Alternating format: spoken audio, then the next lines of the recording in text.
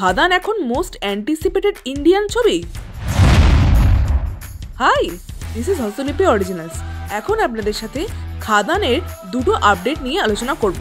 এরকমই বাংলায় সমস্ত সিরিজ এবং সিনেমা সংক্রান্ত আলোচনা শুনতে এবং রিভিউ পেতে আমাদের এই চ্যানেলটা ফলো করে রাখুন।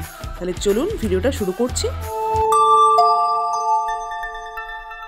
হস্তলিপি originals, the ultimate filmy dose. বেশ কদিন ধরে IMDb রেটিংয়ের মধ্যে খাদান 7 অথবা 8 নম্বর পজিশনে ছিল। রিসেন্টলি 3 নম্বর পজিশনে আসে, আর এখন দেখা যাচ্ছে এটা 1 নম্বর পজিশনে। অর্থাৎ এই ছবিটা তাবড় তাবড় হিন্দি ছবিকে পেছনে ফেলে 1 নম্বরে উঠে এসছে। তাহলে বোঝাই যাচ্ছে খাদান ছবি নিয়ে হাইপ তুঙ্গে দর্শকদের মধ্যে। আপনাদের এই বিষয়টা কেমন লাগছে অবশ্যই কমেন্টে লিখে জানান। এছাড়াও আনন্দবাজার অনলাইনে একজন বলিউডের VFX আর্টিস্ট এসেছিলেন, তার ইন্টারভিউ নেওয়া হয়েছে সেখানে। তিনি ইন্টারন্যাশনালেও অনেক কাজ করেছেন।